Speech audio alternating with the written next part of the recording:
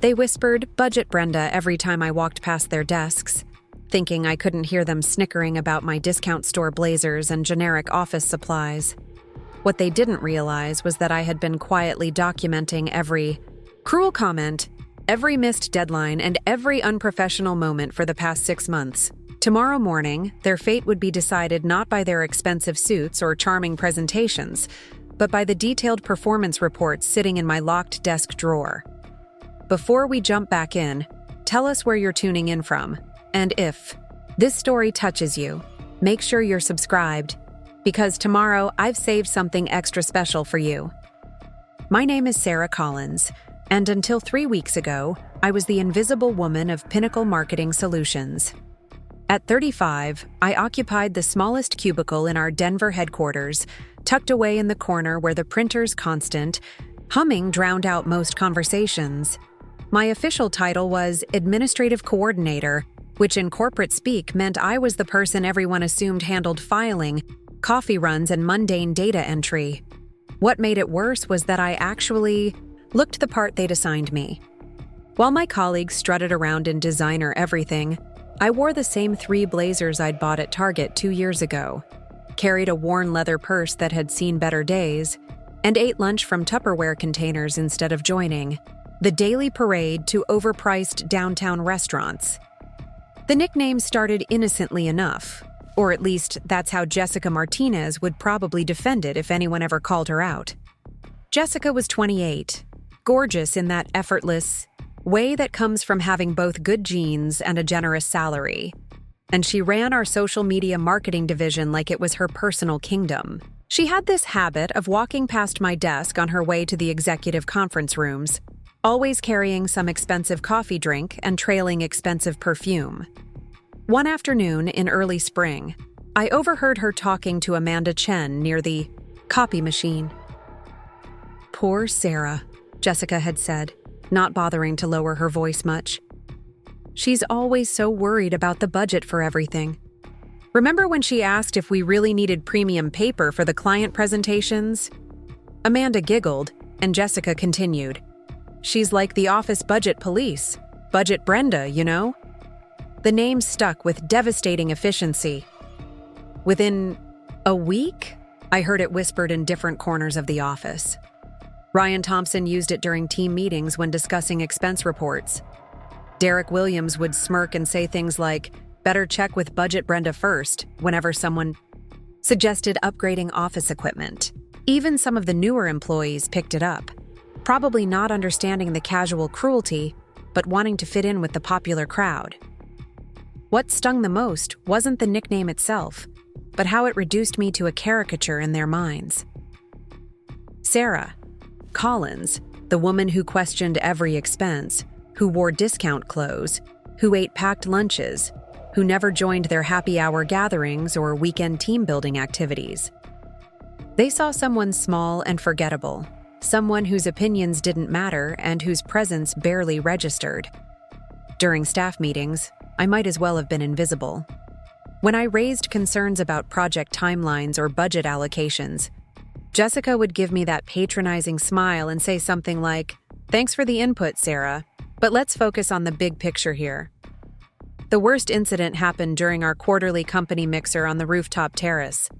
These events were supposed to boost morale and celebrate our successes, but they mostly served as opportunities for the office hierarchy to solidify itself over craft cocktails and artisanal appetizers. I usually found excuses to skip them, but this particular evening, Patricia Johnson from HR had specifically asked me to attend. Pat was one of the few people in the company who treated me with genuine respect, probably because she was closer to my age and remembered what it was like to work your way up from the bottom. I arrived fashionably late, hoping to blend into the background, but Jessica spotted me immediately. She was holding court near the bar, surrounded by her usual admirers, including Ryan, Amanda, and Derek. The Denver skyline glittered behind them as happy hour wound down, and people began clustering into smaller groups. "Oh, look, Budget Brenda decided to join us," Jessica announced loud enough for half the terrace to hear. "I'm surprised you didn't bring your own drinks from home." The group erupted in laughter, and I felt my cheeks burn with embarrassment. But Jessica wasn't finished. Seriously though, Sarah, you should try loosening up a little. Maybe invest in some nicer clothes? First impressions matter in this business. Ryan nodded sagely, swirling his whiskey. Jessica's right. Presentation is everything in client relations. You can't expect to advance if you don't look the part. He gestured vaguely at my outfit, a simple black dress I'd worn to every company event for the past 2 years. Maybe consider it a professional development investment? Amanda chimed in with faux concern. There are some great sales going on right now. I could send you some links if you want. Nothing wrong with wanting to upgrade your wardrobe. The way she said it made it sound like an act of charity, and several people nearby began paying attention to our conversation. Even Derek felt compelled to add his wisdom. It's about confidence, you know. When you dress better, you feel better. And when you feel better, you perform better.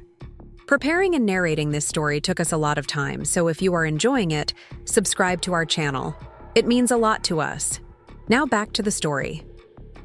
Basic psychology. He said this as if he were sharing some profound insight rather than essentially telling me I looked unprofessional. Standing there under the string lights with the cool mountain air carrying their laughter, I felt smaller than I had in years. These people had no idea who I really was or what I actually did for the company. They saw Budget Brenda, the frugal administrator who worried about office supply costs and ate sad desk lunches. They had no clue that I held an MBA from Colorado, state that I'd spent 10 years in corporate consulting before joining Pinnacle, or that my analytical skills had saved our previous company over $2 million in operational inefficiencies. Most importantly, they had absolutely no idea that 6 months earlier, Patricia Johnson had quietly pulled me aside for a very different kind of conversation. We'd been in her office discussing quarterly budget reports when she closed the door and lowered her voice. "Sarah, I need to ask you something, and I need your complete discretion." Pat had always been straightforward, but there was an unusual intensity in her voice that day. "How would you feel about taking on a special project? Something that would require you to maintain your current role as cover while working directly with the regional office?" That conversation changed everything, though nobody in the company suspected it. The parent company that had acquired Pinnacle the previous year was implementing what they called efficiency optimization across all their subsidiaries. In plain English, this meant they were looking to trim the fat by identifying underperforming employees and redundant positions. Rather than bringing in expensive outside consultants who would disrupt operations and tip off the staff, they decided to conduct the analysis from within using existing employees who could observe naturally, without raising suspicions. Pat had recommended me for the role after reviewing my background and observing my work for several months. "You notice things other people miss?" she'd explained. "You pay attention to details. You understand both the human and financial sides of business operations. And frankly, you're in a position where people don't really notice what you're doing." It was both a compliment and a sobering assessment of my workplace invisibility, but she was absolutely right. The project was extensive and completely confidential. I would spend the next 6 months conducting what was essentially a comprehensive performance review of every employee at manager level and above. This included tracking productivity metrics, analyzing client relationships, documenting leadership effectiveness, and assessing each person's actual contribution to company profitability versus their salary and benefits costs. Every meeting I attended, every conversation I overheard, every project I watched unfold became data points in my analysis. The irony was delicious. While Jessica and her crowd dismissed me as Budget Brenda, I was literally analyzing their budgets and determining their professional futures. Every time Ryan made a condescending comment about my performance, I was simultaneously documenting his failure to meet quarterly targets 3 months running. When Amanda complained about her workload while spending 2 hours a day on personal phone calls, I noted the time management issues in her file. Derek's habit of taking credit for other people's ideas during client presentations became a detailed section on leadership integrity in my reports. The deeper I dug into their actual performance metrics, the more stark the contrast became. Jessica's social media campaigns looked impressive in presentations, but client retention in her division was down 18% year over year. Her team's creativity was undeniable, but their practical results were mediocre at best. She spent enormous amounts on premium tools and trendy marketing platforms while consistently failing to meet ROI targets that truly mattered to our clients. Ryan's sales numbers looked solid on paper until you factored in the cost of client acquisition versus long-term value. He was excellent at closing deals, but terrible at nurturing relationships. His clients frequently complained about communication, issues and unmet expectations, problems that often fell to other departments to solve. The expensive lunches and entertainment costs he charged to the company weren't translating into the kind of loyal, profitable partnerships that sustained long-term growth. Amanda's social media coordination skills were adequate, but her productivity levels were concerning. What should have been 8-hour workdays regularly stretched to 10 or 11 hours, not because she was handling complex projects, but because she struggled with basic time management and organization. Her attention to detail was inconsistent, and her colleagues frequently had to double-check her work before client deliverables went out. Derek's account management looked impressive until you examined client feedback surveys and renewal rates. He was charming during initial presentations and skilled at managing up to executives, but his actual clients found him difficult to reach and slow to respond to concerns. Several major accounts had explicitly requested different points of contact, though Derek had managed to frame these requests as client preferences rather than performance issues. Meanwhile, my own analysis revealed something interesting about the company's actual profit centers. The highest-performing campaigns weren't coming from Jessica's creative team or Ryan's high-profile sales efforts. They were emerging from smaller, more collaborative projects that involved multiple departments working efficiently together. The most profitable client relationships weren't the flashy new acquisitions Derek liked to celebrate, but the steady, long-term partnerships that had been carefully nurtured through consistent service and honest communication. As the weeks passed and my reports grew more comprehensive, I began to understand why the parent company was concerned about efficiency. Pinnacle was carrying a significant amount of dead weight in management positions, while some of the most valuable contributors were concentrated in lower-level roles that didn't reflect their actual impact on company success.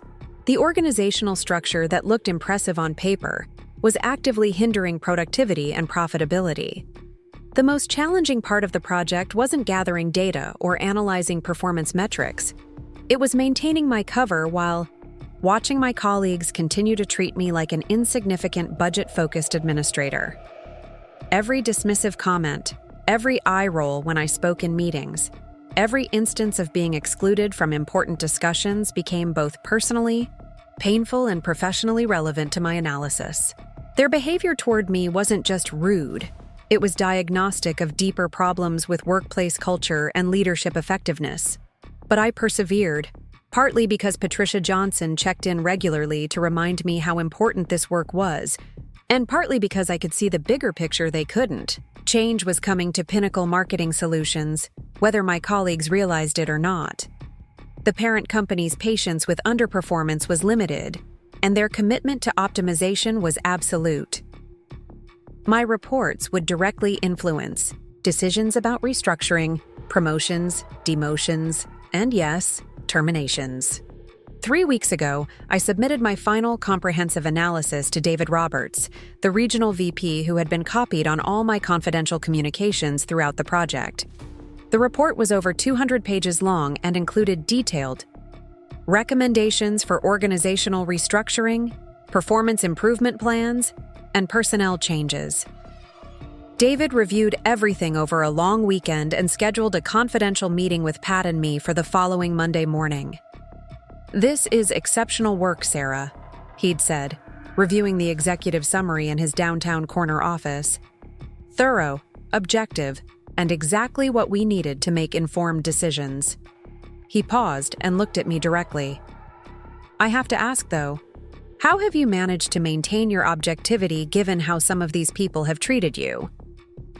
It was a fair question, and one I'd wrestled with throughout the project. Personal feelings could easily compromise professional analysis, and I'd been careful to base my recommendations on data rather than emotions.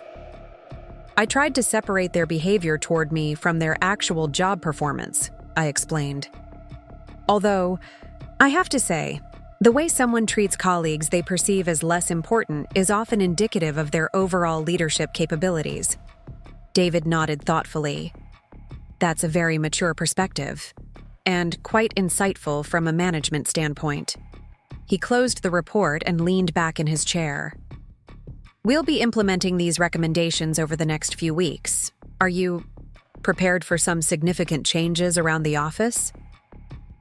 I assured him that I was ready for whatever came next, though privately I wondered how my colleagues would react when they realized what had been happening behind the scenes.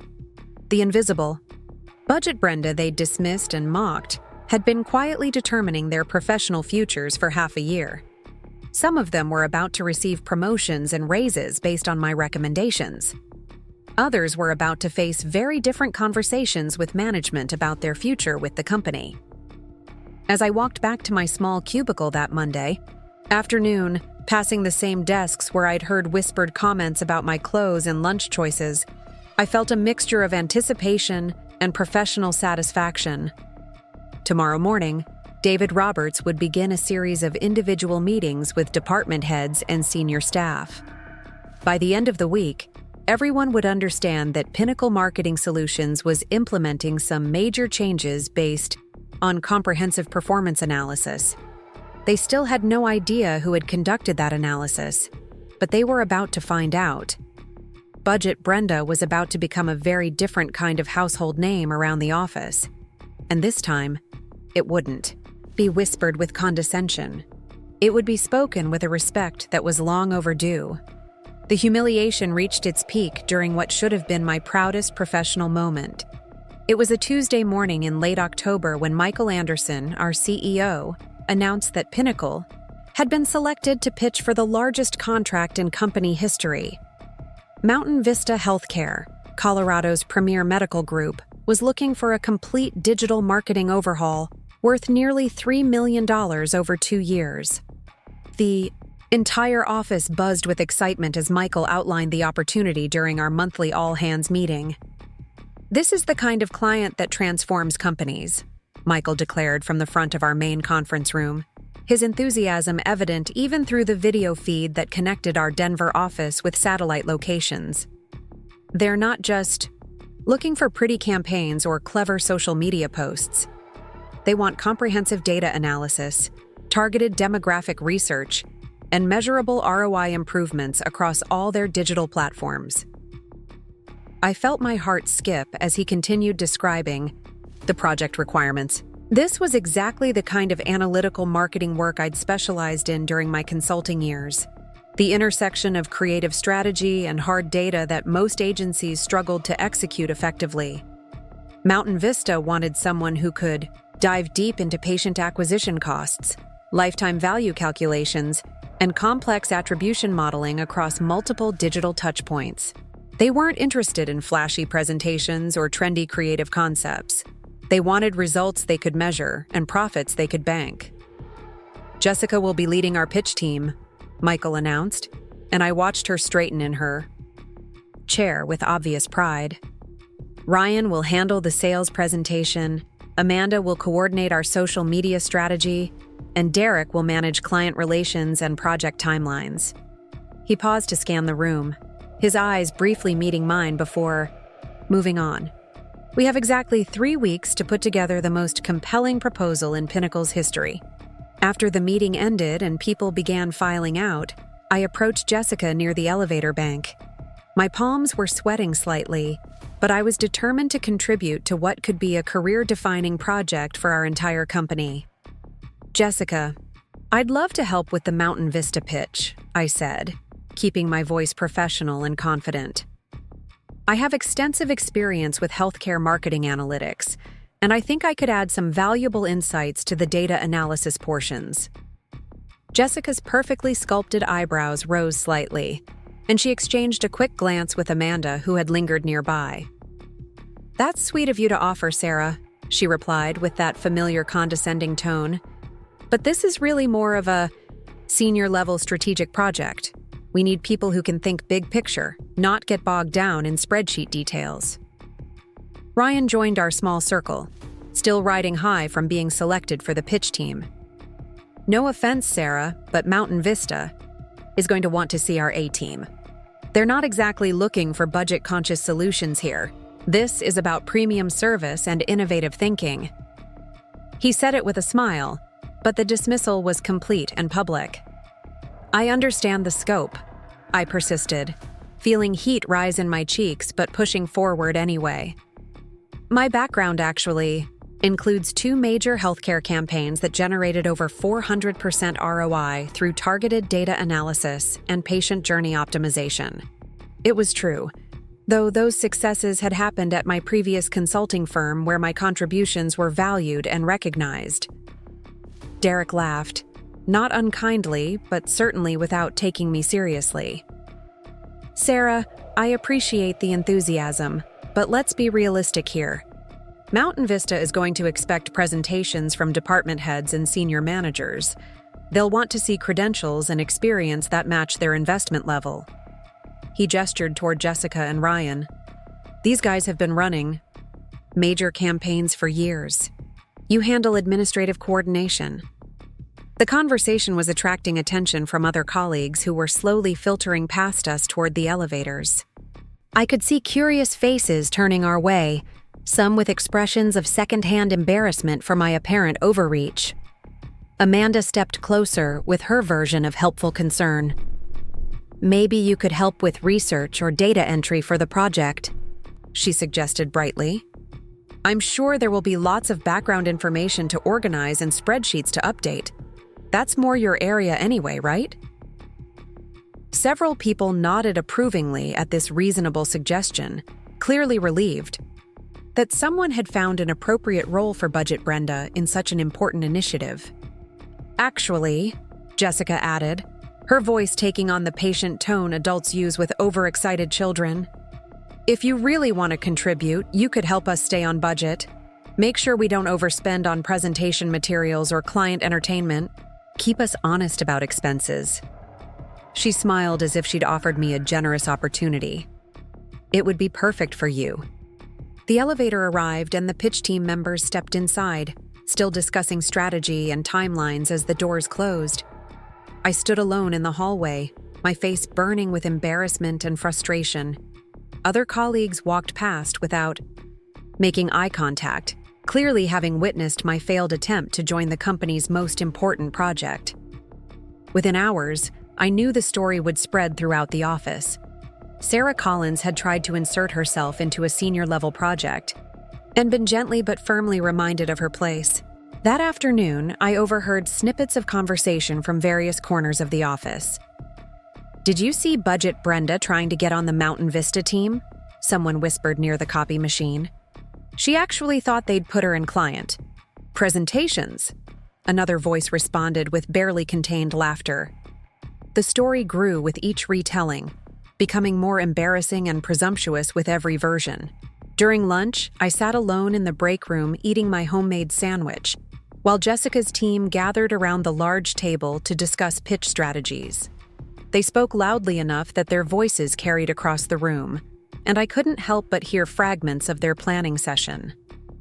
"We need to emphasize innovation and cutting-edge thinking," Jessica was saying. "Mountain Vista wants to see that we're forward-looking, not stuck in traditional approaches." "Absolutely," Ryan agreed. "They're investing serious money because they want serious results. This isn't the time for penny pinching or conservative strategies." He paused for effect. "They want bold vision, not budget concerns." Amanda giggled.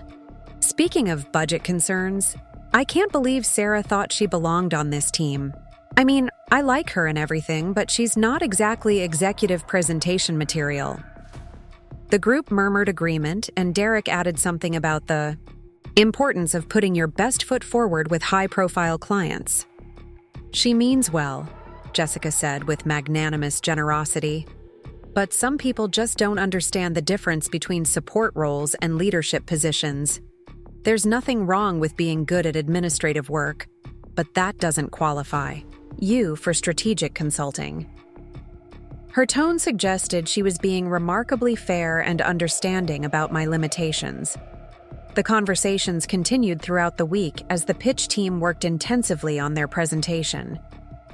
I watched from my corner cubicle as they held brainstorming sessions, brought in catered lunches, and worked late into the evening developing their strategy. Occasionally, someone would reference my earlier attempt to join the team, usually as an example of workplace overreach or misplaced ambition. The thing about people like Sarah, I heard Ryan explaining to a newer employee, is they don't really understand how client relationships work at this level. Mountain Vista is going to want to see polished professionals who can represent their brand effectively. Image matters in this business. 2 weeks into their preparation, the pitch team encountered their first major obstacle. Mountain Vista had sent over their existing marketing data for analysis, and the numbers were far more complex than anyone had anticipated. Their patient acquisition costs varied dramatically across different service lines. Their digital attribution was incomplete and inconsistent, and their lifetime value calculations were based on outdated assumptions that skewed all subsequent analysis. I watched Jessica grow increasingly frustrated as she tried to make sense of the data with Amanda's help. They spent entire afternoons staring at spreadsheets, clearly struggling to identify meaningful patterns or actionable insights. Ryan tried to help, but his sales background hadn't prepared him for advanced statistical analysis. Derek offered organizational support, but the fundamental problem remained. None of them had the analytical expertise to transform Mountain Vista's raw data into compelling strategic recommendations. "This is impossible," Jessica muttered one afternoon, loud enough for several nearby colleagues to hear. "How are we supposed to create meaningful projections when their existing data is such a mess?" She rubbed her temples and stared at her computer screen with obvious frustration. "Maybe we should focus on the creative strategy and worry less about the numbers," Amanda suggested hopefully. "I mean, they hired us for marketing innovation, not accounting analysis." But even as she said it, her voice lacked conviction. Everyone knew that Mountain Vista had been explicit about wanting data-driven recommendations backed by rigorous analysis. Derek tried to maintain optimism. "We still have a week left. Maybe we can find some external consultants to help with the data analysis portion." But hiring outside expertise would significantly impact their project budget, and more importantly, it would signal to Mountain Vista that Pinnacle's internal team wasn't capable of handling complex analytical work. As their deadline approached, the pitch team's stress became increasingly visible throughout the office. They were working longer hours, ordering more takeout dinners, and having more frequent heated discussions about strategy and approach. Jessica's usual confident demeanor showed cracks of uncertainty, and Ryan's sales optimism seemed forced rather than genuine. Meanwhile, I continued my regular duties while privately working on my performance analysis project. The irony wasn't lost on me that while Jessica's team struggled with data analysis that was well within my expertise, they had dismissed my offer to help based on assumptions about my capabilities and appropriate role within the company. Every evening, as they worked late trying to decode Mountain Vista's complex metrics, I went home and worked on equally complex performance analytics for our parent company. The weekend before their final presentation, I arrived at the office on Saturday morning to catch up on some administrative tasks. I was surprised to find Jessica alone in the conference room, surrounded by printed spreadsheets and looking utterly defeated. Her usually perfect hair was pulled back in a messy ponytail, and she was wearing casual clothes instead of her typical designer outfits. "Hey, Jessica," I said carefully, pausing in the doorway. "Working on the Mountain Vista presentation?" She looked up with tired eyes and managed a weak smile. "Trying to anyway. This data analysis is killing me." I've been staring at these numbers for hours, and I still can't figure out how to create the kind of projections they want. For the first time since I'd known her, Jessica sounded genuinely vulnerable rather than confidently dismissive. I hesitated, for a moment, weighing my options. Part of me wanted to walk away and let her struggle with the consequences of excluding me from the project. But another part of me recognized that Mountain Vista's success would benefit our entire company, including my own job security and future opportunities. "Mind if I take a look?" I asked, stepping into the conference room. Sometimes a fresh perspective helps with complex data problems. Jessica gestured helplessly at the scattered papers. "At this point, I'll take any help I can get. We're presenting on Monday, and I honestly don't know how we're going to pull this together." She moved aside to give me access to her laptop and the printed spreadsheets. I spent 20 minutes reviewing their work, and the problems became immediately clear. They had been approaching Mountain Vista's data as if it were traditional marketing metrics, but healthcare analytics required understanding of patient lifetime value, seasonal utilization patterns, and complex attribution models that accounted for lengthy decision-making processes. The mathematical models they needed weren't particularly complicated, but they required specific knowledge of healthcare marketing analytics. "Here's what's happening," I explained, pulling up a clean spreadsheet and beginning to input corrected formulas. Healthcare patient acquisition works differently than consumer marketing because the decision timeline is much longer and the value calculations are more complex. You need to account for referral patterns, seasonal utilization, and lifetime value that includes family unit considerations. For the next 3 hours, I walked Jessica through the proper analytical framework, helping her understand not just the numbers, but the strategic insights they revealed.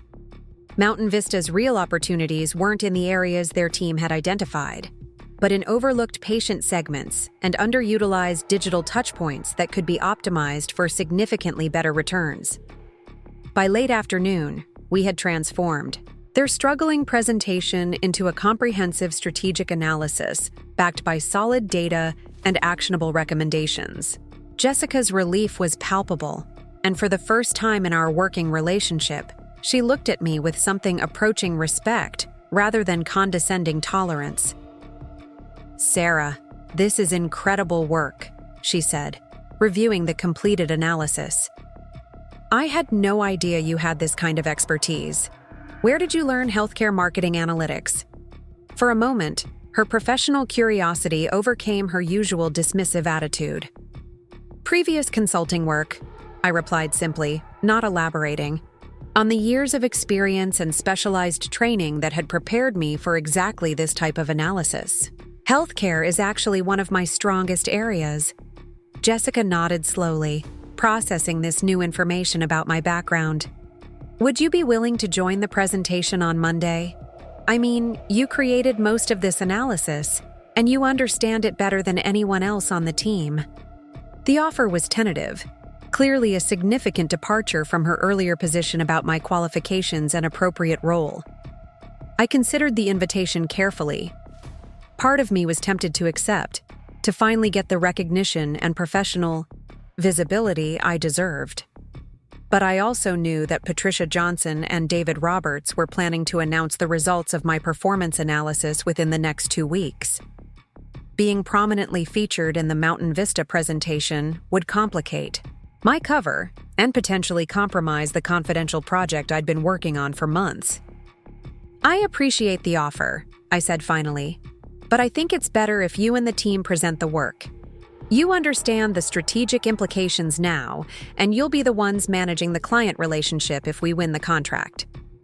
It was the diplomatic answer, though privately I wondered how Jessica would handle questions about analytical methodology she'd learned only hours earlier. "Are you sure?" Jessica pressed. "I mean, after all the work you put in today, you deserve to be part of the presentation." For the first time, she seemed genuinely concerned about giving appropriate credit rather than protecting her own visibility. "I'm sure," I confirmed. Just make sure you understand the underlying assumptions in the models, because Mountain Vista will definitely ask detailed questions about methodology and data sources. I spent another hour walking her through potential client questions and appropriate responses, essentially coaching her to present analysis she couldn't have created independently. Monday morning arrived with unprecedented energy throughout the office. The Mountain Vista presentation was scheduled for 2 p.m, and everyone understood its potential impact on Pinnacle's future. Jessica and her team spent the morning rehearsing their presentation, fine-tuning slides, and preparing for anticipated client questions. From my corner cubicle, I watched the final preparations with mixed emotions. The analytical work that formed the foundation of their presentation was entirely mine, but they would receive all the credit and professional recognition. If Pinnacle won the contract, Jessica's career would be significantly advanced, while my contributions remained invisible and unacknowledged. At the same time, I knew that in approximately 1 week, David Roberts would begin implementing the organizational changes recommended in my performance analysis report. Jessica's treatment of me throughout the Mountain Vista project had provided additional data points for my assessment of her leadership capabilities and collaborative skills. Her willingness to accept help when desperate, combined with her initial exclusion of qualified team members, painted a complex picture of management potential that would factor into upcoming personnel decisions.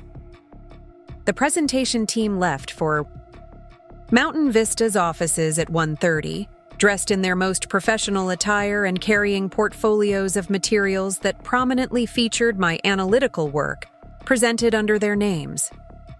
Jessica paused at my desk before leaving, her expression uncharacteristically thoughtful. "Thank you again for Saturday," she said quietly, ensuring our conversation wouldn't be overheard by nearby colleagues. "I know we didn't handle the initial team selection very well, and I appreciate you helping out despite that." It was the closest thing to an apology I'd ever received from her, and it suggested at least some awareness of how poorly she'd treated my offer to contribute. "Good luck with the presentation," I replied genuinely. "I hope it goes well." And I did hope for their success, both for the company's benefit and because I was curious to see how they would handle client questions about analytical methodology they'd learned over a single weekend. 3 hours later, the team returned to the office with expressions of cautious optimism. The presentation had gone well, they reported to gathered colleagues, though Mountain Vista's executives had asked detailed questions about data analysis and strategic assumptions. Jessica handled most of the analytical questions, Ryan managed the sales discussions, and Derek addressed implementation timelines. Amanda contributed social media strategy insights, and overall, they felt confident about Pinnacle's competitive position. They were really impressed with our data analysis, Jessica announced to the office, her confidence returning as she recounted their success. They said our healthcare marketing insights were more sophisticated than they'd expected from a general marketing agency. She paused dramatically. "We should hear back by Friday." The week that followed was filled with anticipation about Mountain Vista's decision and speculation about its potential impact on individual careers. Jessica and her team were already discussing how they would structure the account management if Pinnacle won the contract, and several colleagues were positioning themselves for potential roles on an expanded healthcare marketing division. Friday afternoon brought good news and significant celebration. Mountain Vista had selected Pinnacle for the $3 million contract, citing the comprehensive data analysis and strategic insights that differentiated our proposal from competitors. Michael Anderson announced the victory during an impromptu all-hands meeting, praising Jessica's leadership and the entire pitch team's collaborative effort. "This contract represents the largest client win in Pinnacle's history," Michael declared, his satisfaction evident. "It validates our strategic direction and positions us for significant growth in the healthcare marketing sector." He gestured toward Jessica and her team, who stood near the front of the room basking in well-deserved recognition. "These are the kinds of results we achieve when our best people work together on challenging projects. The celebration continued into the evening with catered appetizers and champagne in the main conference room. Colleagues congratulated Jessica and her team, speculating about career advancement opportunities and increased responsibilities that would likely follow such a significant success. I remained at my desk, finishing up administrative tasks while listening to the sounds of celebration from across the office.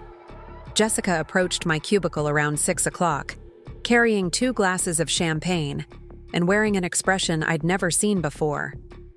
"Sarah, I wanted to thank you personally," she said, offering me one of the glasses.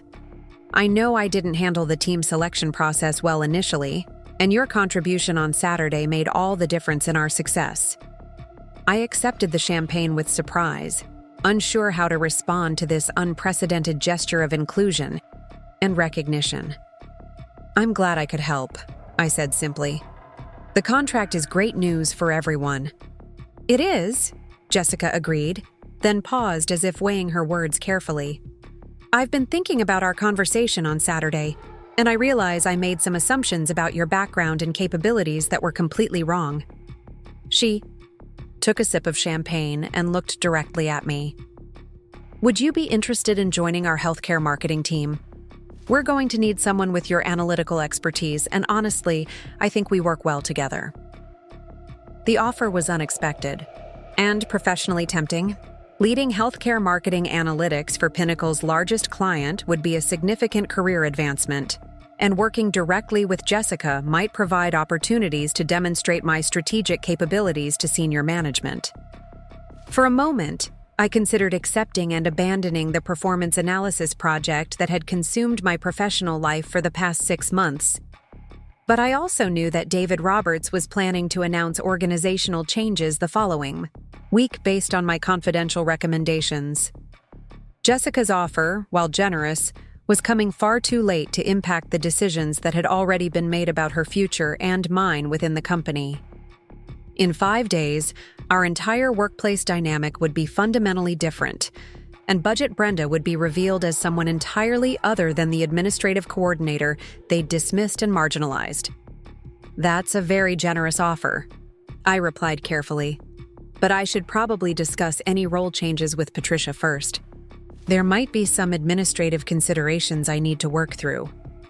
It was true, though not in the way Jessica would assume. Pat would need to coordinate the timing of my role transition with the broader organizational announcement. "Of course," Jessica nodded understandingly. "Take whatever time you need to consider it. The offer will definitely be there when you're ready." She raised her champagne glass in a small toast to successful collaborations and new opportunities. I clinked my glass against hers, knowing that the new opportunities ahead were far different than either of us currently imagined.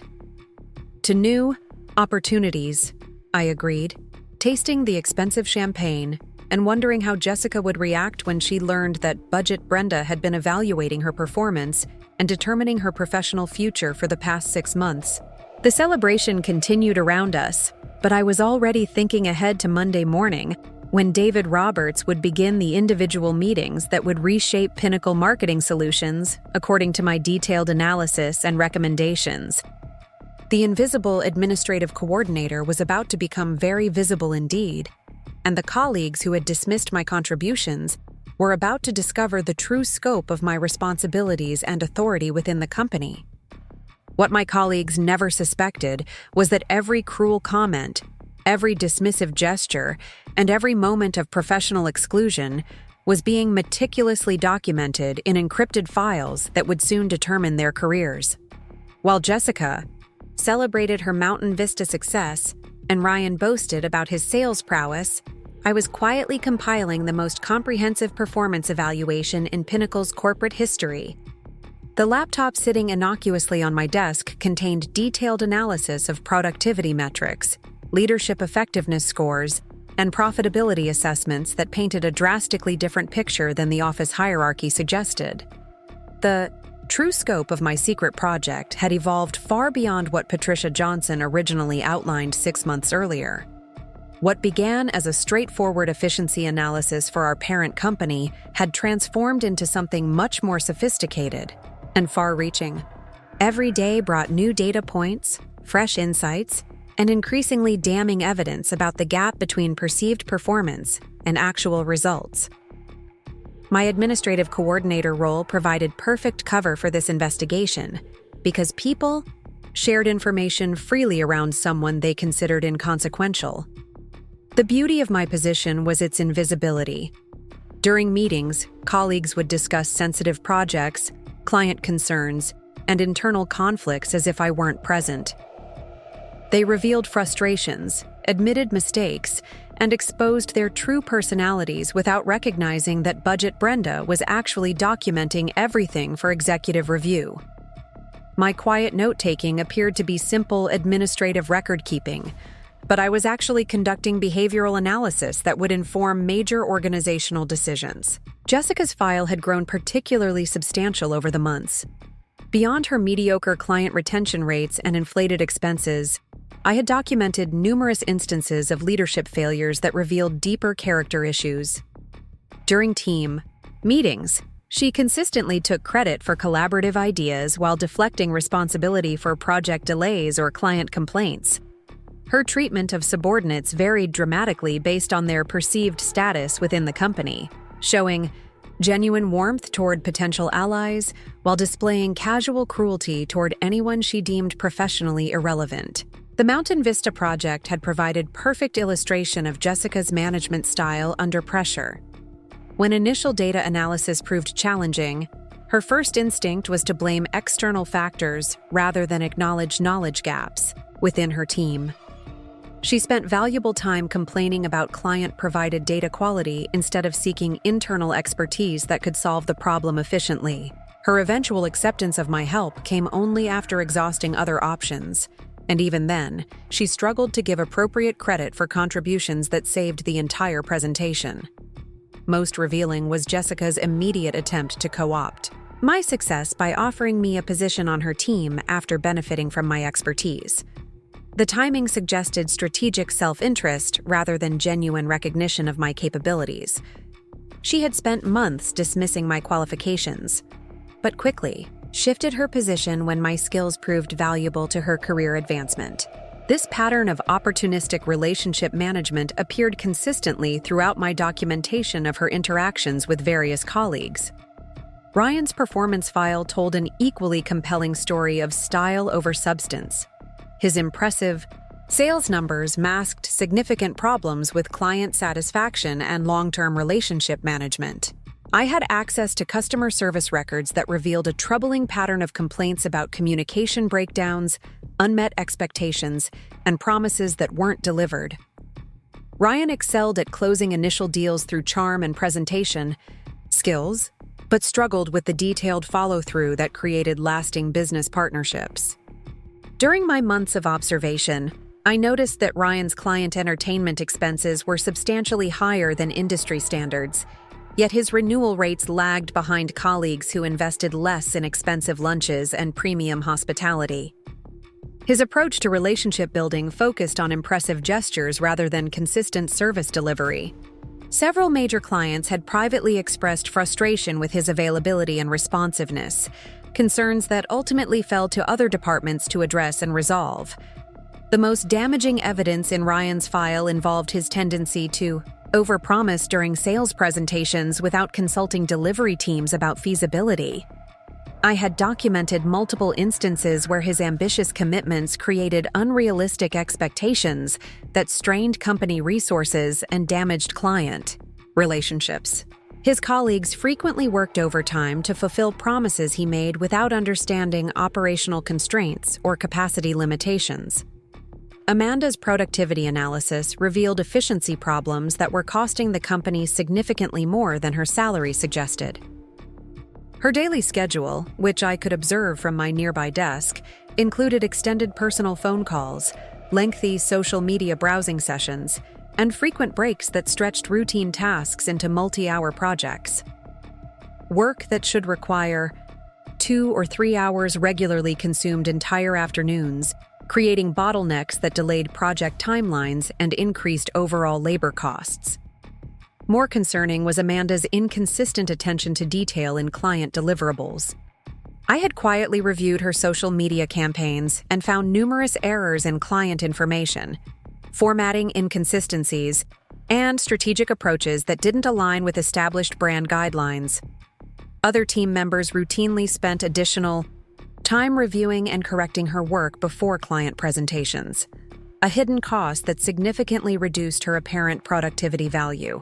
Amanda's interpersonal skills, while superficially pleasant, showed troubling patterns when examined closely over time. She participated enthusiastically in office gossip, often sharing confidential project information or personal details about colleagues in ways that demonstrated poor professional judgment. Her tendency to align herself with popular opinions, rather than express independent thoughts, suggested limited leadership potential and questionable decision-making capabilities under pressure. Derek's account management performance presented the most complex analysis challenge because his clients generally remained satisfied, while renewal rates and profitability metrics told a different story. His natural charisma and relationship skills created positive impressions during client interactions, but the underlying business fundamentals revealed significant inefficiencies in project management and resource allocation. The deeper I investigated Derek's client relationships, the more apparent it became that his success depended heavily on support from other departments who compensated for his organizational weaknesses. Account coordination that should have been handled by Derek regularly fell to project managers, administrative staff, and technical specialists who stepped in to ensure client satisfaction.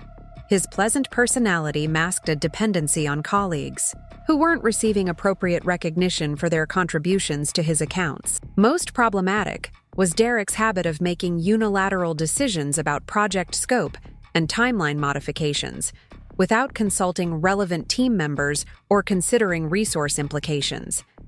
His client-focused approach, while admirable in principle, created internal chaos that increased project costs and stressed departmental relationships. Multiple colleagues had privately expressed frustration with his tendency to agree to client requests without understanding their operational impact. The performance analysis had also revealed some surprising insights about employees who rarely received recognition or advancement opportunities. Several lower-level staff members demonstrated exceptional productivity, creative problem-solving abilities, and client relationship skills that far exceeded their official responsibilities and compensation levels. These individuals often worked behind the scenes to ensure project success, while more visible colleagues received credit and professional advancement. Jennifer Martinez in our graphics department consistently delivered exceptional creative work. Under tight deadlines while managing multiple competing priorities with remarkable efficiency, her design solutions frequently saved projects from potential disasters, and clients regularly complimented her aesthetic sensibilities and professional responsiveness. Yet her contributions rarely appeared in company newsletters or performance recognition programs that celebrated more prominent department heads. Michael Torres in our technical development division had quietly solved numerous complex integration problems that enabled several major client successes. His programming expertise and systematic approach to troubleshooting prevented countless project delays and budget overruns. Colleagues throughout the company relied on his knowledge and problem-solving abilities, but his behind-the-scenes role kept him invisible to senior management and advancement opportunities. Lisa Park in our client services department maintained relationships with some of Pinnacle's most challenging accounts through exceptional patience, detailed communication, and creative solution development. Her ability to transform frustrated clients into satisfied long-term partners had prevented multiple contract cancellations and generated significant referral business. However, her work was rarely quantified or celebrated in ways that influenced career progression within the company. These discoveries highlighted fundamental problems with Pinnacle's performance evaluation and advancement systems. The employees. Receiving promotions, raises, and recognition weren't necessarily those contributing most significantly to company success and profitability. Instead, Advancement seemed to correlate with visibility, self-promotion abilities, and relationships, with key decision-makers rather than measurable business impact. My analysis also uncovered concerning patterns in resource allocation and project management that suggested broader organizational inefficiencies. Departments were working with outdated software systems that created unnecessary complications and time consumption. Communication protocols between divisions were inconsistent and often counterproductive, leading to duplicated efforts and missed opportunities for collaboration. The company's approach to client relationship management lacked systematic organization, with important account information scattered across multiple databases and file systems that different departments couldn't access efficiently. This fragmentation created risks for client satisfaction and made it difficult to identify opportunities for account growth or service optimization. Budget allocation processes favored departments with aggressive advocacy rather than demonstrated return on investment, leading to resource distribution that didn't align with actual business priorities. Marketing initiatives received funding based on presentation quality and political support, rather than projected profitability or strategic alignment with company objectives. Most significantly, my investigation revealed that Pinnacle's current organizational structure was actively hindering performance and profitability. Talented employees were trapped in positions that didn't utilize their full capabilities, while others were promoted beyond their competence levels based on factors unrelated to actual job performance. The disconnect between official hierarchy and practical contribution created inefficiencies that were costing the company substantial revenue and competitive advantage. These insights formed the foundation of my comprehensive recommendations to David Roberts and the parent company's efficiency optimization initiative. The changes I proposed weren't simply personnel adjustments, but fundamental restructuring designed to align organizational structure with actual performance and business needs. Some employees would be promoted significantly, others would face demotion or termination, and several entirely new positions would be created to address previously unrecognized operational gaps. The timing of these revelations was particularly significant given recent developments with the Mountain Vista contract and shifting dynamics within various departments. Jessica's team was riding high on their client success, completely unaware that their celebration was occurring just days before major organizational announcements that would reshape their professional circumstances. Ryan was already discussing expanded responsibilities and potential raises, while Amanda was planning to leverage the high-profile project for career advancement opportunities. Derek had begun positioning himself as a leader in healthcare account management, seeking additional clients and resources based on the Mountain Vista success. None of them realized that their individual contributions to that project had been carefully documented and analyzed as part of a much larger performance evaluation that would soon become very public throughout the company. Meanwhile, Patricia Johnson and David Roberts were finalizing implementation timelines for the organizational changes based on my recommendations. The parent company had approved the major restructuring initiative, and senior management was preparing for individual meetings with affected employees. Within a matter of days, everyone at Pinnacle would understand that significant changes were coming, though they wouldn't immediately realize the source of the analysis that drove those decisions. My own role in these developments remained completely confidential, protected by the discrete nature of the efficiency optimization project, and my carefully maintained cover as a simple administrative coordinator. Colleagues continued treating me as Budget Brenda, the penny-pinching administrator who worried about office supply costs and ate packed lunches. They had no reason to suspect that their friendly, invisible coworker had been conducting the most thorough performance analysis in company history.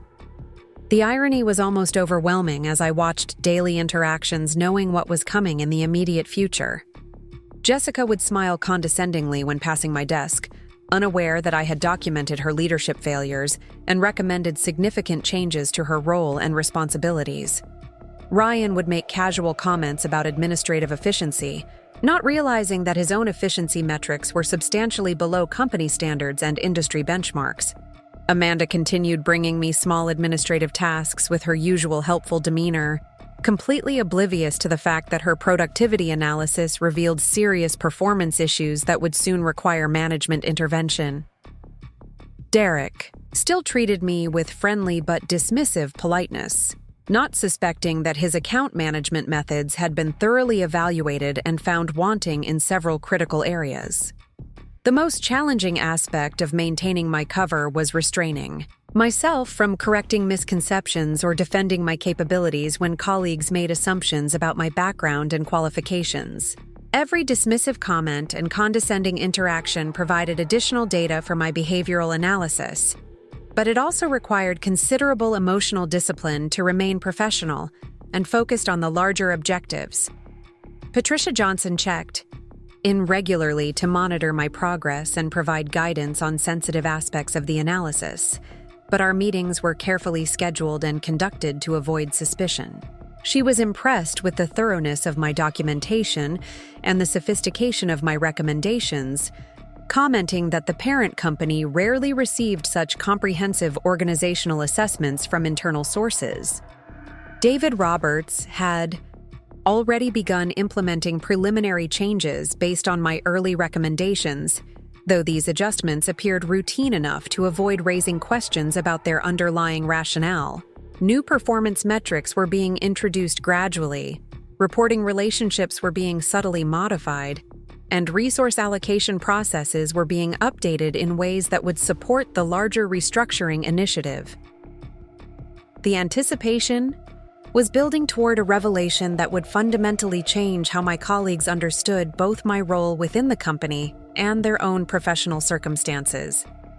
Budget Brenda was about to disappear forever, replaced by someone whose authority and influence would surprise everyone who had dismissed her capabilities and contributions.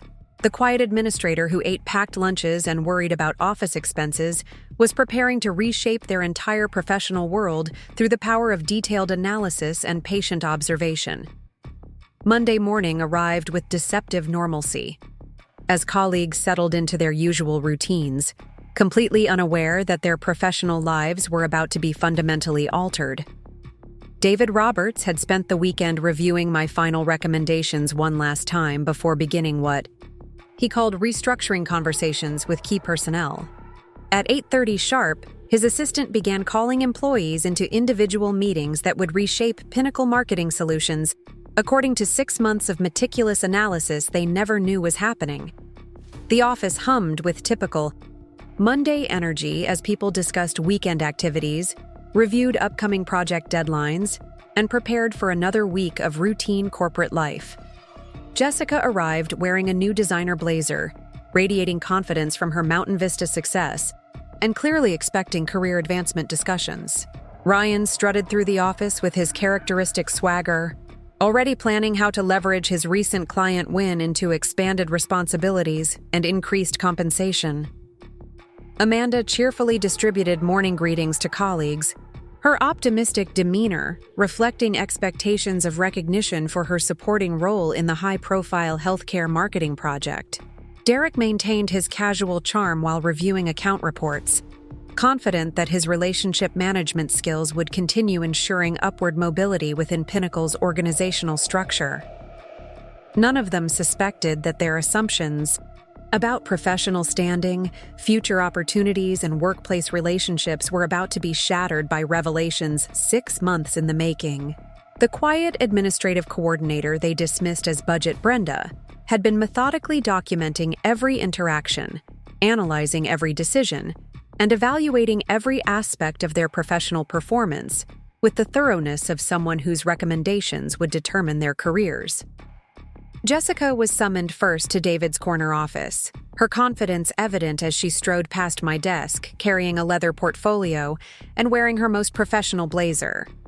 She probably assumed the meeting would focus on her Mountain Vista success and potential advancement opportunities within the expanding healthcare marketing division.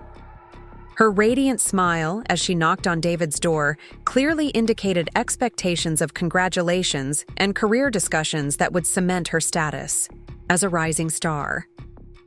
Through the glass partition, I watched David gesture for Jessica to sit across from his mahogany desk.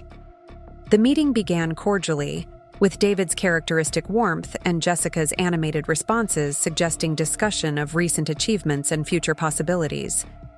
She leaned forward eagerly, gesturing expressively as she presumably highlighted her leadership role in securing Pinnacle's largest contract. After approximately 10 minutes, Jessica's posture shifted dramatically. Her confident smile faded into something more cautious, and her animated gestures became restrained as David began presenting information from thick manila folders that clearly contained far more documentation than she anticipated. Her expression transformed from expectant pleasure to growing concern as David methodically reviewed materials that were obviously not the congratulatory conversation she had prepared for. The meeting stretched well beyond the brief recognition session Jessica expected. 30 minutes passed, then 45, as David worked through extensive documentation requiring detailed explanation. Through the glass walls, I observed Jessica's body language becoming increasingly defensive as she processed information that challenged her fundamental assumptions about her performance and standing within the company. When Jessica finally emerged, nearly an hour later, her earlier confidence had completely evaporated. Her face was pale, her professional composure visibly shaken, and she moved with the careful deliberation of someone who had just received devastating news about their career prospects. Instead of returning to her desk with triumphant energy, she walked directly to the restroom, probably to compose herself away from curious colleagues who might notice her obvious distress. The transformation was so dramatic that several people glanced up from their work as Jessica passed, clearly noting the stark contrast between her confident entrance and shaken exit. Whispered conversations began immediately as colleagues speculated about what kind of meeting could produce such dramatic change in someone riding high on recent professional success. Ryan was called next, his characteristic swagger intact as he bounded toward David's office with the enthusiasm of someone expecting recognition and rewards. His recent Mountain Vista success had boosted his confidence to new heights, and he entered with the relaxed demeanor of a star performer anticipating validation and advancement opportunities. Through the glass partition, I watched him settle comfortably into the chair, leaning back with casual authority as he presumably began highlighting his impressive client acquisition achievements. Ryan's comfort level deteriorated rapidly as David began presenting information from multiple folders, containing far more comprehensive analysis than Ryan expected. I watched his expression transition from confident satisfaction to confusion, as David methodically reviewed documentation that challenged Ryan's assumptions about his performance evaluation and professional standing. His relaxed posture straightened into rigid attention as the conversation progressed into territory he obviously hadn't anticipated. The meeting extended far longer than Ryan's confident demeanor suggested would be necessary, stretching past the hour mark as David worked through extensive performance analysis. Through the glass partition, I observed Ryan's increasing agitation as he processed information that contradicted his self-perception as a consistently high-performing sales professional whose results spoke for themselves. When Ryan finally exited after nearly 75 minutes, his swagger had been completely replaced by visible anxiety and bewilderment. His usual confident stride had transformed into uncertain movement as he processed revelations that challenged his fundamental understanding of his value to the company and prospects for career advancement. He returned to his desk with the shell-shocked expression of someone whose professional worldview had been fundamentally disrupted. Amanda received her summons while Ryan was still visibly processing whatever bombshell had been delivered. She approached David's office with nervous energy, probably aware that something unusual was happening based on her colleagues' subdued reactions. Her typical bright cheerfulness seemed forced as she entered, and through the glass walls, I could see her fidgeting uncomfortably as David opened extensive files of documentation. Amanda's meeting proved notably shorter than the others, lasting approximately 35 minutes, but her emergence was equally dramatic in terms of visible impact. She looked stunned and confused, glancing around the office as if seeing it, with completely new eyes that revealed previously hidden dynamics. Her usual bubbly demeanor had vanished entirely, replaced by something closer to shock, as she processed information that challenged her assumptions about her professional performance and workplace standing. She returned to her desk and immediately began urgent phone calls, probably seeking advice from outside contacts as she tried to understand implications of whatever analysis had been presented. Her typical multitasking efficiency was replaced by scattered attention as she struggled to focus on routine work while processing revelations that had obviously disrupted her professional equilibrium. Derek's appointment came after lunch, and by then, word had spread that David was conducting serious individual meetings with senior staff, producing consistently dramatic reactions. The atmosphere had shifted from normal Monday productivity to anxious speculation as colleagues whispered about what might be happening behind David's closed door and whether similar meetings might be scheduled for other employees. Derek attempted to maintain his usual casual confidence as he approached David's office, but I could see tension in his shoulders and forced quality to his characteristic charm that suggested awareness that whatever was happening was far more serious than routine. Performance discussions. His relaxed demeanor seemed calculated rather than natural, as he knocked and entered the office where 3 colleagues had already received obviously shocking news. Derek's session proved the longest yet, stretching nearly 90 minutes as David worked through extensive documentation requiring detailed explanation. Through the glass partition, I observed Derek's increasingly agitated body language as the conversation progressed into areas he obviously found challenging. He leaned forward, intensely, gestured emphatically, and at one point appeared to be arguing with David about whatever information was being presented. The meeting grew increasingly heated as Derek struggled to accept analysis that contradicted his self-perception as an effective account manager, whose client relationships and professional charm ensured continued success. His body language became more defensive and confrontational as David methodically reviewed comprehensive performance evaluation that challenged Derek's fundamental assumptions about his contributions and value to the company. When Derek finally emerged after the extended session, his face was flushed with what looked like anger, mixed with disbelief and genuine confusion about how his professional standing could be so different from his self-assessment. His usual casual confidence had been replaced by visible frustration and bewilderment as he processed revelations that challenged everything he thought he understood about his career prospects. By late afternoon, it was unmistakably clear that something major was happening throughout the company that extended far beyond routine performance reviews. The 4 department heads who had met with David were all visibly shaken by whatever information had been presented, and their unusual behavior was creating escalating anxiety among other employees who sensed impending changes but didn't understand their nature or scope. Whispered conversations filled the office as people speculated about acquisitions, layoffs, reorganizations, or other dramatic developments that might explain the serious meetings and consistently shocked reactions from senior staff. The normal rhythm of workplace productivity had been disrupted by underlying tension as employees tried to understand what was happening and what it might mean for their individual circumstances. At 4:15, Patricia Johnson approached my desk with a professional smile that barely concealed her anticipation. "Sarah, David would like to see you in his office now," she announced loudly enough for nearby colleagues to hear, her words carrying significance that most listeners couldn't yet understand but would soon become crystal clear. Several people looked up with curiosity, probably wondering why Budget Brenda was being called into the same series of meetings that had left their supervisors visibly disturbed. Their expressions suggested mild interest mixed with assumption that I was being called for some routine administrative matter, rather than as a central figure in whatever was happening. I gathered my notebook and pen with deliberate calm, maintaining the administrative demeanor I'd cultivated for months, while internally preparing for the conversation that would finally allow me to abandon my carefully constructed cover and claim the authority my work had earned. As I walked toward David's office, I could feel curious eyes following my movement.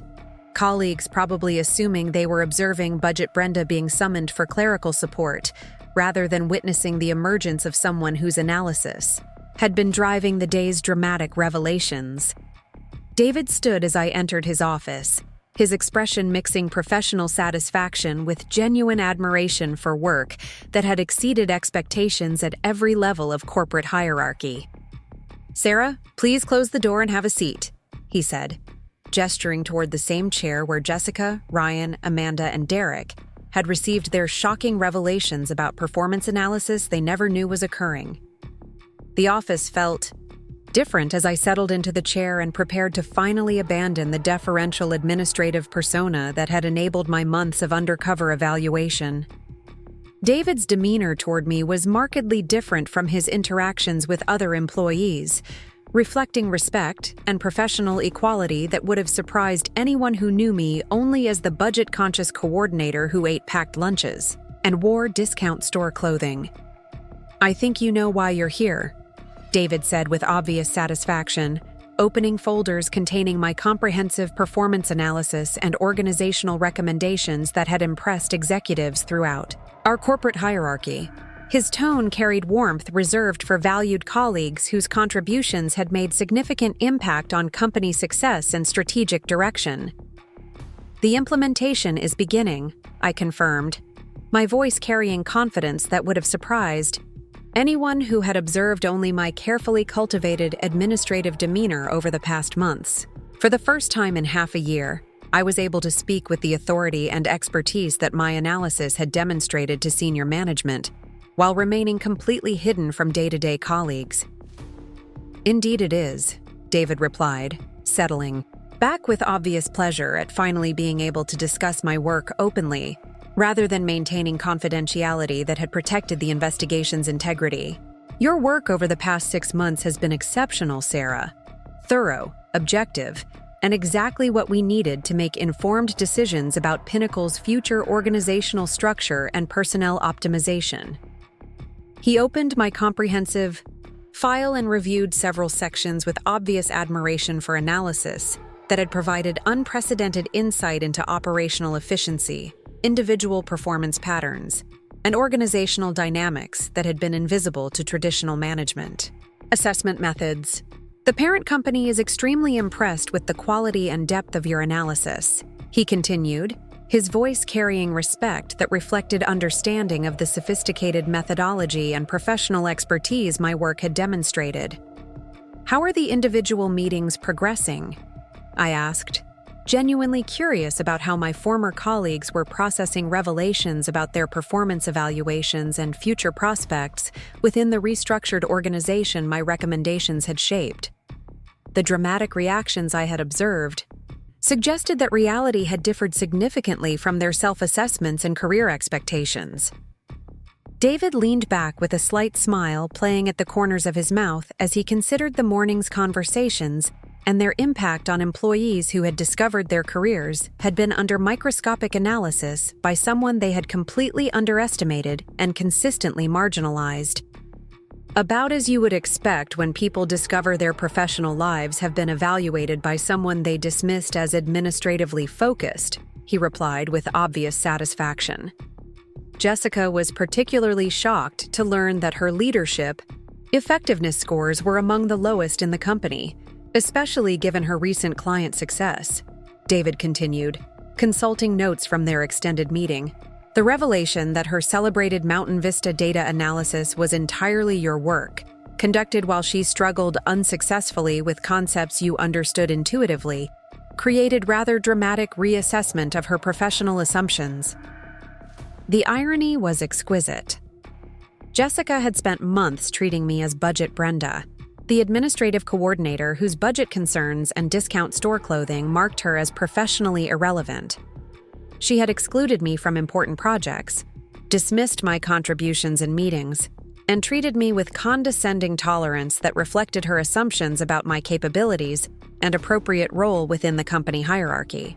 Ryan is having considerable difficulty processing the disconnect between his self-perception as a top performer and the reality of his client satisfaction metrics, David observed, reviewing documentation from their lengthy meeting. "His sales numbers create impressive first impressions. But deeper analysis reveals significant problems with relationship sustainability and long-term account profitability that contradict his assumptions about his value to the company.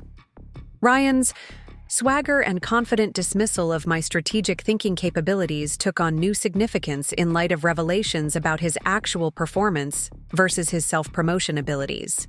His casual comments about administrative efficiency and support roles had reflected genuine belief in his superiority, making confrontation with objective analysis particularly jarring for someone whose success had depended more on charm than measurable results. Amanda seems genuinely confused about why her productivity levels are being questioned, David continued, which suggests limited self-awareness about time management and efficiency issues that have been creating hidden costs throughout her department. Her cheerful demeanor masks significant organizational problems that impact overall team performance and project delivery timelines. Amanda's friendly treatment of me had always carried undertones of condescending helpfulness, as if she were being kind to someone whose limitations required patience and accommodation. Her productivity problems had been obvious from my nearby desk, but she had apparently remained unaware that her inefficiencies were being documented and analyzed by someone with authority to influence her career prospects. Derek is frankly angry about what he considers unfair criticism of his account management methods, David noted with slight amusement. He's having difficulty accepting that his relationship-focused approach, while creating positive client impressions, doesn't translate into sustainable business results that justify his compensation and advancement expectations. Derek's casual dismissal of my analytical contributions during the Mountain Vista project had reflected genuine belief that relationship management trumped detailed understanding of business fundamentals. His charming personality had masked dependency on colleagues who compensated for his organizational weaknesses, creating hidden costs that my analysis had quantified and documented. The conversation continued as David and I reviewed implementation timelines, communication strategies, and potential challenges with organizational restructuring that would align company structure with actual performance rather than perceived hierarchy. The changes we were implementing extended far beyond individual career adjustments to systematic improvements in efficiency, accountability, and recognition that would benefit Pinnacle's long-term success and competitive positioning. "What's the timeline for broader announcement?" I asked, understanding that my colleagues' individual revelations were only the beginning of company-wide changes that would reshape organizational culture and operational effectiveness according to my detailed recommendations. David consulted his calendar and planning documents, reviewing schedules coordinated with parent company executives and human resources specialists who would oversee the transition process. "We'll be announcing the organizational restructuring company-wide on Wednesday morning," he confirmed. "Individual role changes will be communicated throughout this week, with most adjustments taking effect at the beginning of next month."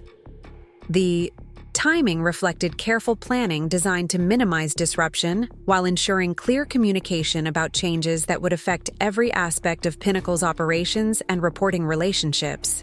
Wednesday's announcement would reveal my true identity and authority to colleagues who had spent months dismissing Budget Brenda as professionally irrelevant, while unknowingly providing material for analysis that would reshape their careers.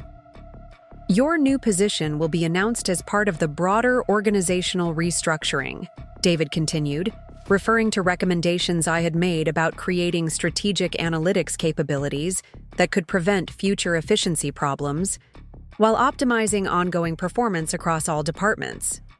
"Director of Strategic Analytics better reflects both your actual responsibilities and your demonstrated capabilities."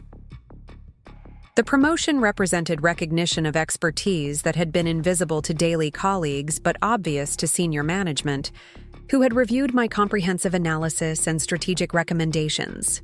The new role would provide authority to implement systematic improvements I had identified while establishing analytical frameworks that could guide ongoing organizational optimization. "There's something else," David added, opening another folder, containing additional documentation about opportunities that extended beyond Pinnacle's immediate organizational restructuring. The parent company was so impressed with your work here that they want to expand the program to other subsidiaries. You'd be developing similar analysis protocols for companies throughout our corporate family.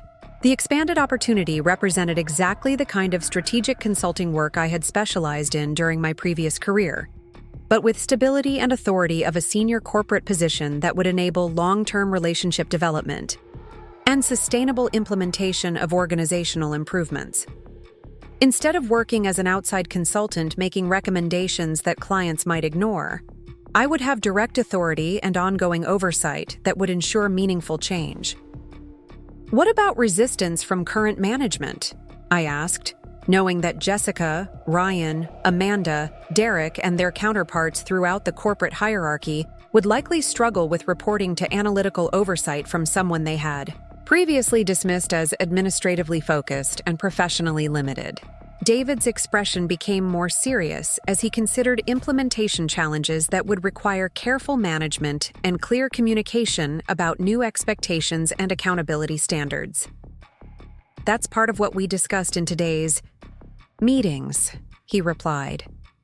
Everyone has been made aware that significant organizational changes are coming, and that their future success will depend on adapting to new structures and expectations that prioritize measurable results over traditional hierarchy. He paused meaningfully before continuing. Those who can't adjust to working collaboratively with colleagues they previously underestimated will find their career advancement opportunities quite limited within our restructured organization. We're committed to creating workplace culture that rewards actual contribution rather than self-promotion or political maneuvering. The conversation continued for another 45 minutes as we reviewed detailed implementation plans, potential challenges, and strategic objectives that would guide Pinnacle's transformation from traditional corporate hierarchy to performance-optimized organization that aligned individual capabilities with appropriate recognition and responsibilities. When I finally prepared to leave David's office, our professional relationship had been fundamentally redefined from confidential analyst and executive sponsor to senior leadership colleagues collaborating on organizational transformation. As I reached for the door handle, David offered one final observation that captured the significance of what we were accomplishing together. Sarah, what you've achieved over the past 6 months represents exactly the kind of analytical leadership that modern organizations need to remain competitive and efficient, he said with obvious respect. The patience, objectivity, and systematic thinking you've demonstrated will benefit not just Pinnacle, but every company where these methods are implemented. When I emerged from David's office, the dynamics of my workplace relationships had been fundamentally altered, though most colleagues didn't yet understand the full scope of what was happening, or my central role in driving organizational changes that would reshape their professional futures. The transformation from invisible administrative coordinator to senior strategic leader had begun, but the most dramatic revelations were still to come. Tuesday brought continued speculation and anxiety as word spread about the previous day's individual meetings and their obviously dramatic impact on senior staff members who were struggling to maintain normal workplace demeanor while processing revelations about their professional standing and future prospects. Jessica, Ryan, and Amanda all appeared subdued and distracted, their typical confidence replaced by visible uncertainty about organizational changes they sensed but couldn't yet understand. Additional employees were called into meetings with David throughout Tuesday, extending the analysis discussion to department heads and project managers whose performance had been included in my comprehensive evaluation. Each conversation followed similar patterns, with confident employees entering David's office and emerging visibly shaken by revelations about systematic analysis they never knew was occurring. By Tuesday afternoon, virtually everyone in the CAI office understood that major organizational changes were imminent, though the source and scope of these changes remained mysterious to most employees. The consistent pattern of shocked reactions from leadership meetings created anticipation mixed with anxiety as people wondered whether similar revelations awaited them and what implications might emerge for their own professional circumstances. Patricia Johnson sent a company-wide email Tuesday evening announcing an all-hands meeting for Wednesday morning to discuss exciting organizational developments and new opportunities for growth and advancement. The message was carefully worded to sound positive while acknowledging that substantial changes were coming, and it requested that all employees attend in person rather than joining virtually from remote locations. Wednesday morning arrived with unprecedented energy throughout Pinnacle's Denver headquarters, as nearly 150 employees gathered in the main conference room to learn about organizational changes that would fundamentally alter company structure, reporting relationships, and operational procedures. The atmosphere was electric with anticipation and anxiety, as colleagues who had spent 3 days speculating about mysterious meetings and unusual behavior finally prepared to receive comprehensive explanation. Michael Anderson stood at the front of the room, flanked by David Roberts and Patricia Johnson, as employees filed into seats with expressions ranging from curious excitement to obvious nervousness about announcements that had been building tension throughout the week. The executive team's serious demeanor suggested that whatever was coming would be substantial enough to require careful explanation and systematic implementation. Today marks a significant milestone in Pinnacle's evolution, Michael began, his voice carrying authority of someone announcing transformative change that would affect every aspect of company operations and employee relationships. Over the past 6 months, we've conducted the most comprehensive internal analysis in our company's history, examining everything from individual performance metrics to organizational efficiency patterns and operational optimization opportunities.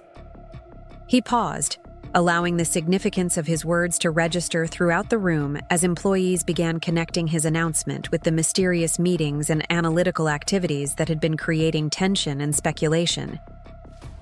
The insights we've gained through this analysis will drive improvements that position us for unprecedented growth, competitive advantage, and workplace satisfaction that benefits everyone. I sat in my usual spot near the back of the room, maintaining the same inconspicuous presence I had cultivated for months, while internally preparing for the moment when Budget Brenda would cease to exist, and Director of Strategic Analytics, Sarah Collins, would emerge with authority and recognition that would shock everyone who had dismissed my capabilities and contributions. Around me, colleagues whispered nervously about what this comprehensive analysis might mean for their individual circumstances, career prospects, and job security, completely unaware that the quiet administrative coordinator in their midst had been the primary architect of evaluation that would reshape their professional futures in ways they couldn't yet imagine.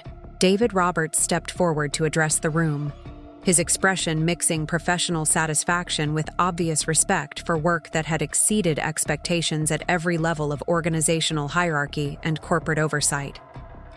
The analysis I'm referring to was conducted internally by someone whose capabilities and contributions have been significantly underestimated by virtually everyone in this room, he announced, his words creating immediate ripple of curiosity and speculation. Throughout the assembled employees, the tension in the room became palpable as people tried to identify who among their colleagues might have been conducting extensive analysis without their knowledge or recognition. Jessica shifted uncomfortably in her seat near the front, her face pale as she probably began connecting pieces of information from her devastating meeting with David, and recognizing that the source of her professional evaluation might be someone she had treated with casual dismissal.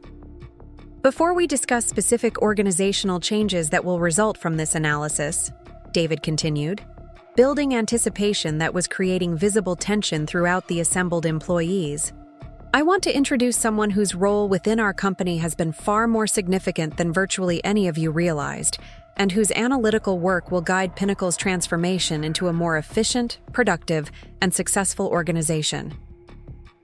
He turned toward my section of the room, his gaze finding me among the sea of curious and anxious faces that were searching for answers to questions that had been building throughout the week.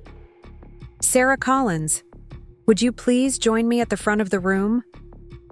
The silence that followed was profound and complete, as heads turned to locate me among the assembled employees, expressions ranging from confusion to shock as colleagues tried to reconcile the administrative coordinator they knew as Budget Brenda with someone important enough to be called forward during a major organizational announcement that was reshaping their understanding of workplace relationships and professional hierarchy. I could feel the weight of dozens of stairs as I stood and began walking toward the front of the conference room, my footsteps echoing in the sudden quiet that had replaced nervous speculation with stunned realization that something unprecedented was occurring. The expressions I passed reflected genuine bewilderment as people struggled to understand how Budget Brenda could be connected to analysis that was apparently driving major organizational changes. Jessica's mouth fell open as I walked past her row, the reality of her situation becoming undeniable as she recognized that the administrative coordinator she had dismissed, excluded, and treated with condescending tolerance had apparently been responsible for performance evaluation that was reshaping her career in ways she never anticipated. Her confident assumptions about workplace hierarchy and professional relationships were crumbling in real time. As I reached the front of the room and turned to face my colleagues, I felt a profound shift in my professional identity that extended far beyond simple role changes to fundamental transformation of how I would be perceived, treated, and respected within Pinnacle's organizational structure. The months of invisibility, condescension, and dismissive treatment were ending as I prepared to claim authority and recognition that my analytical work had earned. David gestured for me to stand beside him as he prepared to reveal truths that would reshape every relationship and assumption in our workplace, creating new understanding of professional competence, analytical capability, and organizational contribution that would influence Pinnacle's culture and operational effectiveness for years to come. For the past 6 months, David announced to the stunned room, Sarah has been serving as Senior Performance Analyst, reporting directly to our parent company's Efficiency Optimization Initiative and conducting the most comprehensive evaluation of organizational effectiveness in Pinnacle's history. The words landed like explosions among employees who had known me only as an administrative coordinator focused on budget concerns and routine paperwork.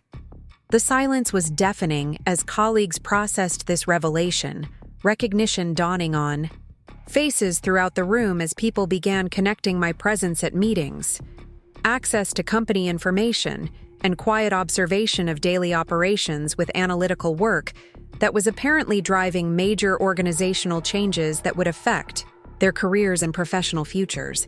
Michael stepped forward to continue the announcement, his voice carrying obvious admiration for work that had impressed executives at the highest levels of corporate hierarchy and strategic planning. Sarah's analysis of our organizational structure, individual performance metrics, and operational efficiency has provided insights that will guide Pinnacle's transformation into a more competitive, productive, and successful company. Sarah's recommendations have been unanimously approved by our board and parent company leadership, Michael continued, his words creating visible discomfort among department heads who were beginning to understand that their professional circumstances had been under analytical scrutiny that would result in significant changes to their roles, responsibilities, and career prospects within the restructured organization. Effective immediately, she will be assuming the newly created position of Director of Strategic Analytics, with oversight responsibility for performance optimization across all departments and direct reporting relationships with senior management and parent company executives. The promotion announcement sent massive waves of shock through the assembled employees. Ryan looked as if he might actually be sick as he processed the full implications. The woman he had dismissed as lacking ambition and strategic thinking would now have analytical oversight of his sales performance, client relationship management, and overall contribution to company success. Every condescending comment he had made about administrative roles and support functions was coming back to haunt him with devastating precision. Jessica appeared to be experiencing something close to panic as she fully grasped her situation. The administrative coordinator she had excluded from the Mountain Vista project, dismissed as lacking strategic vision, and treated with casual contempt, for months would now be in a position of significant authority over her career prospects. The irony was almost unbearable as she remembered her patronizing offer to let Budget Brenda help with research and data entry, while the real strategic work was handled by qualified professionals. Amanda looked completely overwhelmed, her usual bubbly personality entirely absent as she struggled to understand how someone she had treated with condescending kindness could suddenly be revealed as a senior analytical professional whose evaluation of her productivity and workplace effectiveness would influence her future at Pinnacle. The friendly helpfulness she had shown toward me was taking on entirely different meaning as she realized that every inefficient work habit and time management problem had been observed and documented. Derek had gone pale, his characteristic charm completely absent as he processed the impossibility of his situation.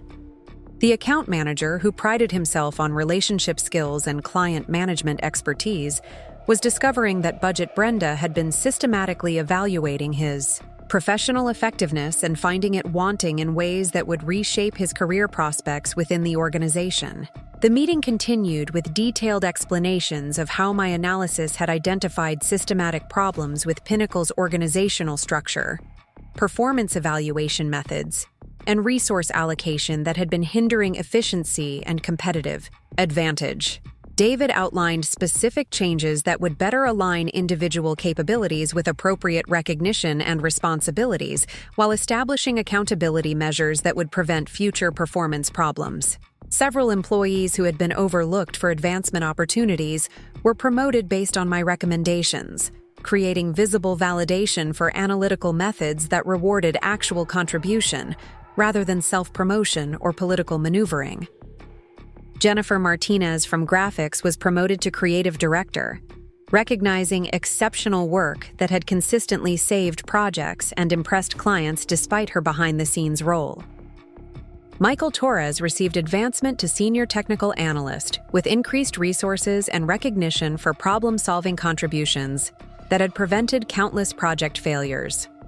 Lisa Park was elevated to Client Relations Manager, acknowledging relationship management skills that had transformed difficult accounts into loyal partnerships. These promotions sent clear messages throughout the company about what kinds of contributions would be valued and rewarded under the new organizational structure. Quiet competence, collaborative problem-solving, and consistent results that contributed to sustainable business success were being elevated above superficial achievements, political maneuvering, and self-promotion that looked impressive but didn't translate into measurable value. When the formal presentations concluded, employees began processing information that would fundamentally alter their understanding of workplace dynamics, professional relationships, and individual value within Pinnacle's evolving structure. The quiet administrative coordinator they had dismissed as Budget Brenda had emerged as Director of Strategic Analytics with authority that would influence their careers in ways they never anticipated. Jessica approached hesitantly, her usual confidence completely absent as she struggled to find appropriate words. "Sarah, I need to apologize," she began, her voice uncharacteristically uncertain. "I clearly didn't understand your background, capabilities, or role within the company, and I treated you unprofessionally in ways that I now realize were completely inappropriate." She paused, struggling with implications of having dismissed someone who had been determining her professional future. "I'm hoping we can discuss how to move forward constructively." Her apology was sincere, but also clearly motivated by recognition that her future success would require a completely different approach to professional relationships and collaborative work. The Mountain Vista project, where she had desperately needed my expertise after initially excluding me, had become symbolic of leadership failures that were now thoroughly documented in my analytical reports. "We can certainly discuss professional collaboration," I replied diplomatically, maintaining the measured tone that would characterize my interactions as Director of Strategic Analytics. Moving forward, success for everyone will depend on focusing on measurable contributions, collaborative effectiveness, and professional respect for all colleagues regardless of their perceived status or role within the organization. Over the following months, The transformation of Pinnacle Marketing Solutions became increasingly apparent as the organizational changes I had recommended were systematically implemented. The company evolved from traditional hierarchy based on self-promotion and political maneuvering to performance-optimized structure that aligned individual capabilities with appropriate recognition and advancement opportunities. Employee satisfaction increased dramatically as talented individuals who had been overlooked received recognition and career development that matched their actual contributions to company success. Client retention improved significantly as accountability measures ensured consistent service delivery and relationship management that prioritized long-term satisfaction over short-term impressions. Most importantly, the analytical methods I had developed during my months as Budget Brenda became permanent organizational capabilities that would prevent future efficiency problems while optimizing ongoing performance across all departments and operational areas. The quiet administrative coordinator who had eaten packed lunches while enduring condescending treatment had demonstrated that real organizational power comes from understanding how systems actually function and developing solutions that create sustainable success for all stakeholders involved in business operations and strategic development. Up next, you've got 2 more standout stories right on your screen. If this one hit the mark, you won't want to pass these up. Just click and check them out.